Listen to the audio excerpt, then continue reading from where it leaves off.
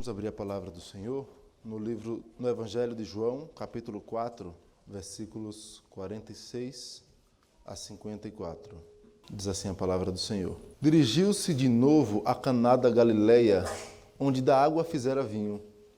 Ora, havia um oficial do rei, cujo filho estava doente em Cafarnaum. Tendo ouvido dizer que Jesus viera da Judeia para a Galileia, foi ter com ele e lhe rogou que descesse para curar seu filho, que estava à morte. Então Jesus lhe disse: se porventura não virdes sinais e prodígios, de modo nenhum crereis. Rogou-lhe o oficial: Senhor, desce antes que meu filho morra. Vai, disse-lhe Jesus, teu filho vive. O homem creu na palavra de Jesus e partiu. Já ele descia quando os seus servos lhe vieram ao encontro, anunciando-lhe que o seu filho vivia. Então, indagou deles a que hora o seu filho se sentira melhor. Informaram: ontem, à hora 7ª, a febre o deixou. Com isto, reconheceu o pai ser aquela precisamente a hora em que Jesus lhe dissera: teu filho vive. E creu ele e toda a sua casa. Foi este o segundo sinal que fez Jesus depois de vir da Judeia para a Galileia. Oremos ao Senhor. Santo e eterno Deus, nós te louvamos porque temos o privilégio de ter a tua palavra. E a nossa oração nesta manhã é que o Senhor fale conosco. Que por misericórdia abra a nossa mente para que entendamos a tua vontade e o que o Senhor quer falar ao nosso coração. Pedimos isso, ó Deus, não confiados em nós mesmos, mas porque confiamos em Cristo Jesus. Em nome dele que nós te pedimos. Amém. Alguém já disse que a vida não é um mar de rosas. De fato, não é.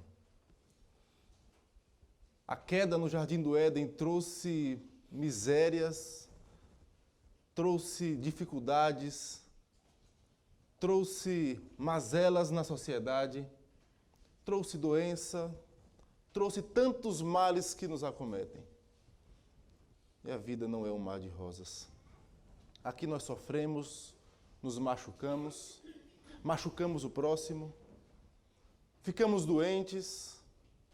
Aqui nós gememos tantas vezes, noites em claro, nos preocupamos, ficamos ansiosos, enfrentamos os mais diversos problemas em espécie e em intensidade, que vão desde um desemprego até uma depressão grave, que vão desde uma simples preocupação até um câncer em metástase. O pecado trouxe males terríveis para a raça humana. E alguém já disse que pior do que sofrer é ver o filho sofrendo. Por vezes, o problema não está na nossa própria vida, mas na vida das pessoas a quem amamos. Meus irmãos, nós não conhecemos os diversos problemas que você enfrenta. Às vezes você está aqui com um sorriso no rosto, mas com o coração amargurado. Esboçando alegria, entusiasmo, mas por dentro ferido. Mas o que nós observamos na palavra de Deus é que a fé que nós afirmamos ter, a fé que nós professamos, pode ou não ser evidenciada diante dos problemas. A fé que nós afirmamos pode ou não ser evidenciada através dos problemas. E isso, meus irmãos, se reflete no modo como agimos diante da adversidade. No texto que lemos, vimos um caso em que um oficial corre desesperadamente atrás de Cristo e insiste para que ele vá curar o seu filho. O filho estava à beira da morte. E no meio da angústia, da dor, ele vai até Cristo, vai até a pessoa certa. Mas a ida dele até Cristo vai revelar alguns detalhes acerca da sua fé. O modo como ele reage vai mostrar se a fé dele é genuína ou não. Por isso nós meditaremos sobre as características de uma fé genuína. as características de uma fé genuína. E, em primeiro lugar, meus irmãos, uma fé genuína não é baseada em sinais. Uma fé genuína não está fundamentada nos milagres, nos sinais. Versículo 48, observe. Então Jesus lhe disse: se porventura não virdes sinais e prodígios, de modo nenhum crereis. Se porventura não virdes sinais e prodígios, de modo nenhum crereis. Ali em Caná, Jesus já havia realizado o seu primeiro sinal diante dos seus discípulos. Ele transformou água em vinho numa festa de casamento. O próprio João afirma isso lá no capítulo 2, versículo 11, que após esse milagre, os seus discípulos creram nele e viram a sua glória. E quando olhamos para o objetivo de João ao escrever o Evangelho, lá no final do livro, nós percebemos que o crer em Cristo está no foco da mensagem de João. Essas coisas foram escritas para que creiais nele, para que creiais em Cristo. E aquele que verdadeiramente crê em Cristo, aquele que verdadeiramente tem uma fé no Senhor Jesus, essa fé não é fundamentada, não é alicerçada em sinais maravilhosos, em prodígios, em milagres, em curas. E o que vimos aqui, meus irmãos, na verdade é um oficial do tetrarca Herodes, que era conhecido como Rei Herodes, o oficial desesperado por conta do estado de saúde que seu filho estava. E observe o que o texto diz no versículo 47. Ouvindo este que Jesus vinha da Judeia para a Galileia, foi ter com ele e rogou-lhe que descesse e curasse seu filho, porque já estava à morte. E a palavra rogou está conjugada em um tempo verbal, na língua original, que tem a ideia de que ele estava constantemente insistindo a Cristo. Ele estava toda hora chamando: Senhor, Senhor, olhe para o meu filho, vamos até Cafarnaum, curar o meu filho, por favor. Eu te imploro, meu filho está à beira da morte. O texto mostra uma insistência daquele oficial diante de Cristo. O filho estava à beira da morte. Mas a questão que ele age é que ele age de maneira diferente do centurião. Do centurião que tinha o seu servo doente, que vai até Cristo lá em Lucas capítulo 7, versículo 8. Se você puder acompanhar. Lucas capítulo 7, versículo 8. O texto diz: porque eu sou homem sujeito à autoridade, e tenho soldados às minhas ordens, e digo a este: vai, e ele vai, e ao outro: vem, e ele vem, e ao meu servo: faz isto, e ele o faz. Isso, o centurião, ele fala para Jesus: olha, eu sei que o Senhor não precisa ir até onde o meu servo está doente, porque eu sei o que é autoridade. O Senhor tem autoridade para apenas dar uma ordem e o meu servo ser curado. Já no nosso texto, de maneira diferente, um oficial do rei Herodes, ele insiste para que Cristo vá até lá. Ele quer ver o sinal. Meus irmãos, de forma totalmente diferente, ele insiste, mesmo quando a palavra de Cristo é dita: se vocês não virdes sinais, de modo nenhum crereis. O texto nos diz no versículo 48. Após a insistência do oficial, então Jesus lhe disse: se porventura não virdes sinais e prodígios, de modo nenhum crereis. E aí ele insiste. Rogou-lhe o oficial: Senhor, desce antes que meu filho morra. Ele continua insistindo, mesmo Cristo alertando. Não pode ser baseado em sinal a sua fé.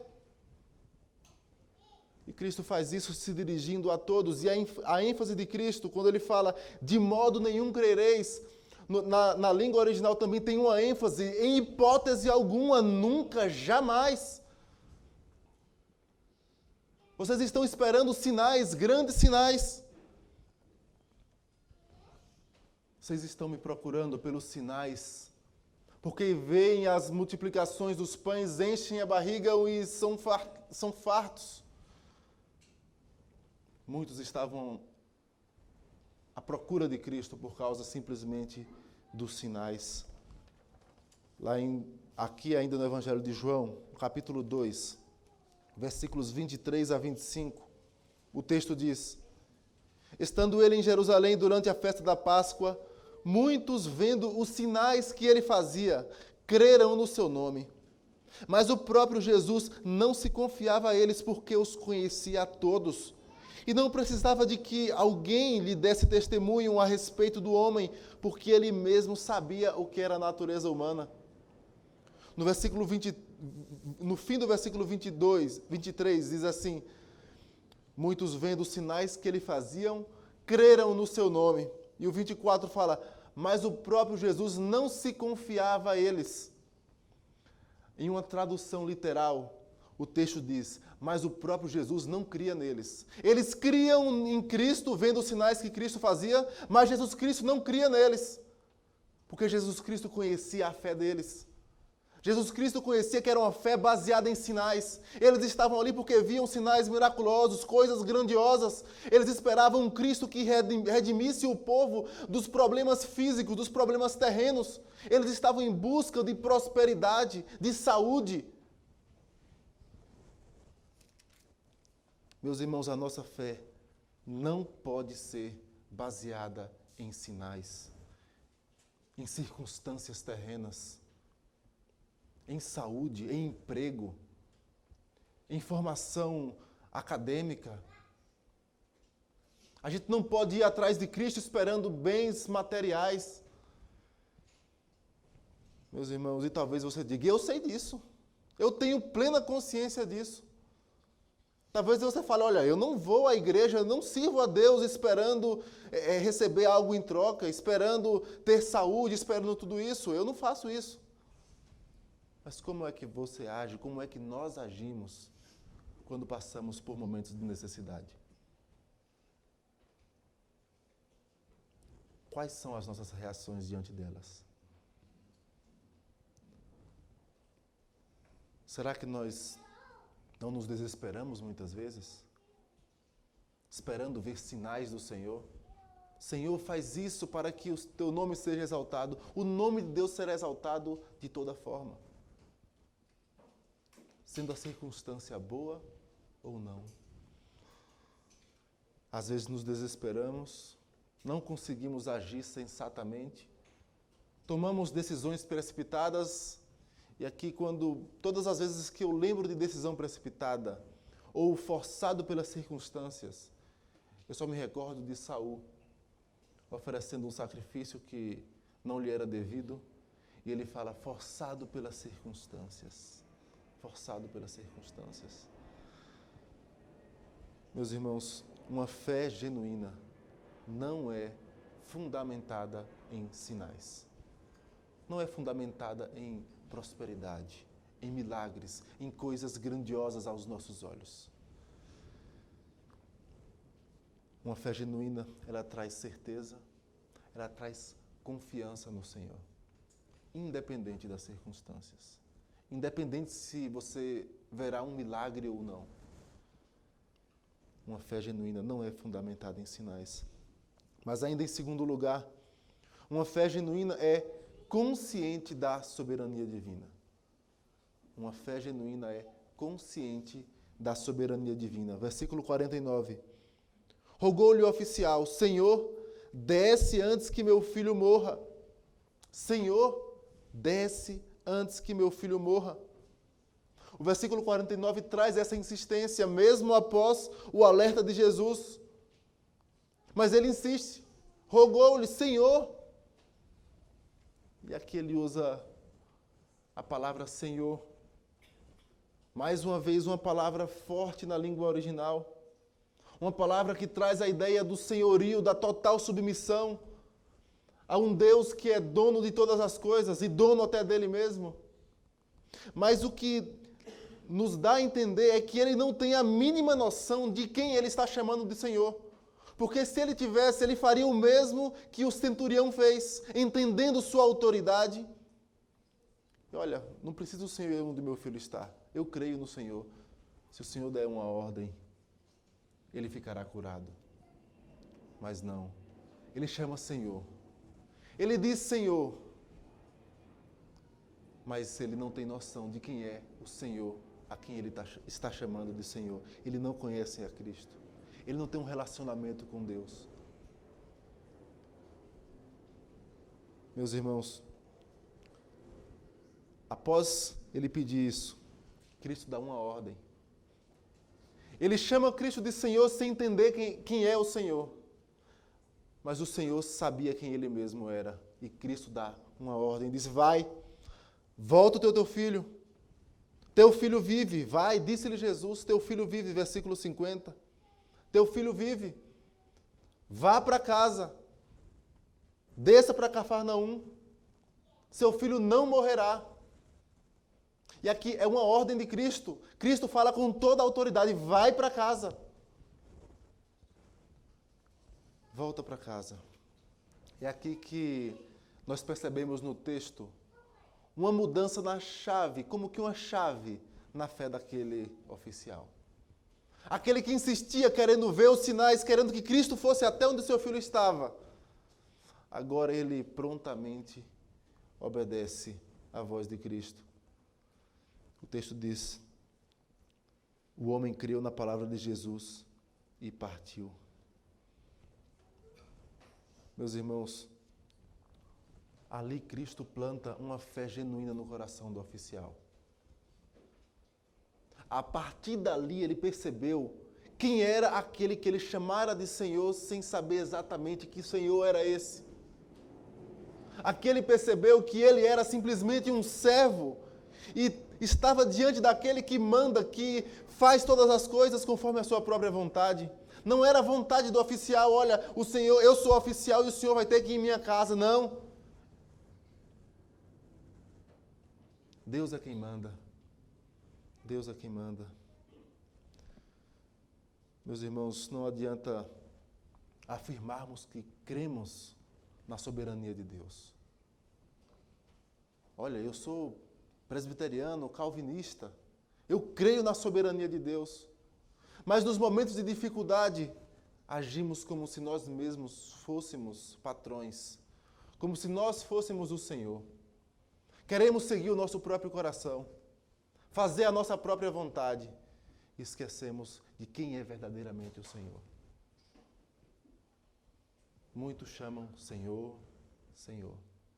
Muitos fazem sacrifícios, mas sacrifícios agradáveis a Deus são coração compungido e contrito, humilde, sabendo quem é o Senhor, sabendo da sua soberania, consciente da soberania divina. Ao recorrermos a Deus nas horas difíceis, precisamos ter a consciência, meus irmãos, de quando Deus diz não, é porque Ele sabe o que é melhor para nós. Quando Ele diz não, é porque sua vontade continua sendo boa, agradável e perfeita. Quando Ele diz não, é porque Ele sabe o que é melhor para nós, sabe das nossas necessidades que nós nem mesmo sabemos. Porque Ele é Senhor. Ele é Senhor. Uma fé genuína, em primeiro lugar, não é fundamentada em sinais, milagres, coisas grandiosas. Em segundo lugar, é consciente da soberania divina. Em terceiro lugar, ela nos leva à obediência. Ela nos leva a obedecer a palavra de Cristo. Versículo 50. Vai, disse-lhe Jesus, teu filho vive. O homem creu na palavra de Jesus e partiu. Tiago diz na sua carta, mostra-me a tua fé sem obras, e com obras mostrarei a minha fé. Tiago capítulo 2, versículo 18. Tiago ali está combatendo uma fé somente de lábios, de palavras. Uma fé que não era expressa nas atitudes, na obediência à palavra de Deus. E o que encontramos aqui no texto do oficial é exatamente isso. O texto diz, o homem creu na palavra de Deus e continua insistindo? Não. Ele creu e obedeceu, partiu, obedeceu à ordem de Cristo.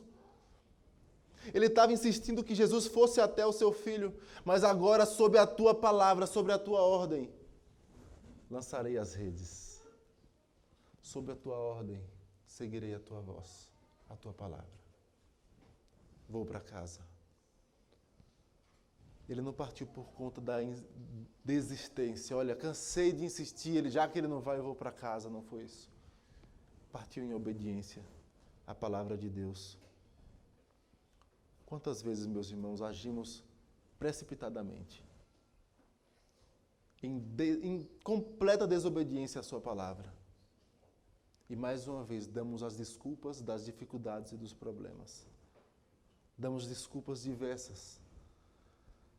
O reverendo Ronaldo Lidório, ao comentar sobre o episódio de Jonas, ele diz que Jonas tinha N motivos humanos para recusar a ordem de Deus. Humanamente falando, ele poderia falar, olha, Senhor, eu tenho esse motivo, tenho aquele. Mas ele diz o seguinte, que nenhuma desculpa é suficiente para negarmos o chamado de Deus, para desobedecermos o Senhor. Não há justificativas.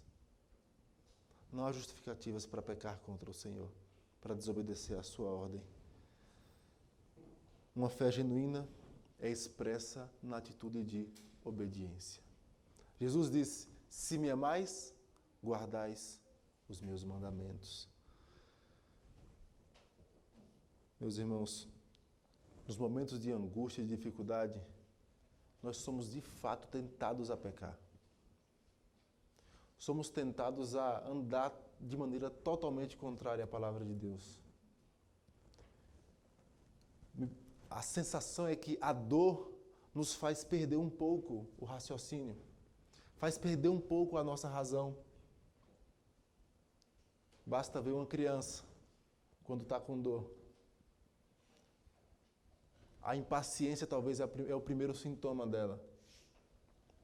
Só que nós, adultos, muitas vezes agimos como crianças, fazemos as mesmas coisas e pecamos contra o Senhor. E damos as mesmas desculpas. Está doendo. Uma fé genuína não é fundamentada em sinais. É consciente da soberania divina. Nos leva a obedecer a palavra de Cristo. E, por fim, está pronta para anunciar a Cristo. Versículo 51 ao 53, o texto diz: já ele descia quando os seus servos lhe vieram ao encontro, anunciando-lhe que o seu filho vivia. Então indagou deles a que hora o seu filho se sentira melhor. Informaram, ontem, à hora 7ª, e a febre o deixou. Com isto, reconheceu o pai ser aquela precisamente a hora em que Jesus lhe dissera, teu filho vive, e creu ele e toda a sua casa. E creu ele e toda a sua casa. Enquanto ele descia para Cafarnaum no outro dia, já que o fato ocorreu à hora 7ª, e provavelmente é uma referência à contagem romana e não à contagem do judeu. E a contagem romana, o dia começa meio-dia, então era 7 da noite, a hora em que ele insistia até Cristo, e Cristo apenas deu a ordem para que ele voltasse para casa. Então, no outro dia, os seus servos o encontraram e falaram, olha, teu filho está bem. Teu filho foi curado. E ele indagou, que horas foi que ele se sentiu melhor? Na hora 7ª. E ele se recordou. Na exata hora em que Cristo falou, vai para casa. Ele teve a consciência, a certeza de que foi Cristo. Versículo 53. Com isso, reconheceu o pai ser aquela precisamente a hora em que Jesus lhe dissera, teu filho vive. E creu. Aquilo confirmou a sua fé. No versículo 50, o texto diz, o homem creu na palavra de Jesus e partiu. Ele creu em Cristo. No versículo 53, ele creu. O fato da cura do filho confirmou apenas a fé dele. Mas a questão que levantamos é que alguém que tem uma fé genuína jamais guarda para si. jamais ficaria calado. Ele estivera diante do Rei dos Reis, do Senhor dos Senhores. Ele não estava diante do rei Herodes. Ele estava diante do Rei dos Reis. E ele chega em casa e vê aquela cena. Ele não poderia ficar calado. E creu ele e toda a sua casa. E para a sua casa ter crido em Cristo, ele certamente anunciou Jesus Cristo à sua casa. Ele não ficou calado diante da cena. A salvação chegou à sua casa da mesma forma que aconteceu com Lídia, da mesma forma que aconteceu com o carcereiro de Filipos e que aconteceu também com Crispo, o principal da sinagoga. Eles e toda a sua casa, porque eles testemunharam Cristo para a sua casa, porque a palavra foi pregada para a sua casa, primeiro para os seus. E aqui nós nos perguntamos, será que nós não estamos sendo omissos em anunciar Cristo à nossa casa? Nós afirmamos que encontramos com o Senhor. Nossa fé não é baseada em sinais, cremos na sua soberania, estamos prontos a obedecê-lo e às vezes fazemos isto de boca. Mas como tem sido o nosso comportamento diante da nossa casa? Será que aqueles que nos cercam olham para nós e falam, olha, este é um discípulo de Cristo, este vive o Evangelho? Ou será que temos sido simplesmente vergonha para o nome de Cristo? A ponto de alguns apontarem para falar, ser crente igual a esse? Estou fora. Qual tem sido o nosso testemunho diante dos nossos? Será que temos sido diligentes em viver a fé genuína que professamos? Meus irmãos, viver o Evangelho não traz garantia de conversão à nossa casa. Não traz. Mas nós precisamos nos lembrar que o meio pelo qual Deus escolheu salvar foi a loucura da pregação. E a pregação em palavras é testificada pela pregação da nossa vida. Uma não vive sem a outra. Nós somos chamados para ser discípulos de Cristo, para viver o Evangelho, para testemunhar a fé genuína que nós professamos nos lábios. Alguém já disse que a vida não é um mar de rosas, e não é. Talvez ela se assemelhe mais a um campo de batalha, onde choramos, onde muitos saem feridos, muitos morrem. E a questão que levantamos é, como reagimos a tudo isso? Será que expressamos uma fé genuína nos momentos da angústia? Primeiro, uma fé genuína não é fundamentada em sinais. Ela não vive à espera de milagres. Ela não vive à espera de sinais grandiosos. E isso porque o maior sinal já foi dado. Uma geração adúltera e má pede um sinal. Queremos um sinal. E Jesus disse, nenhum sinal será dado a essa geração adúltera e perversa, senão o sinal de Jonas, que ficou 3 dias e 3 noites no ventre do peixe. É o sinal da cruz. Não precisamos de sinais miraculosos para crer em Deus. Já temos o maior dos sinais, Cristo morto e ressurreto. Cristo é o sinal, a cruz é o sinal. Olhe para aquele que se fez maldição em nosso lugar. Uma fé genuína é consciente da soberania divina. Ela sabe que esse Cristo que foi morto, ressuscitou ao 3º dia e assentou-se à destra de Deus, de onde reina pelos séculos dos séculos. Uma fé genuína é consciente de que Cristo reina. Uma fé genuína nos leva a obedecer a palavra de Deus. Porque obedecer é melhor do que o sacrificar. Porque sacrifícios agradáveis a Deus são coração compungido e contrito. Coração disposto a obedecer a palavra de Deus. E por fim, uma fé genuína está pronta, disposta para responder a todo aquele que pedir a razão da esperança que há em nós. Que Deus nos abençoe. Amém.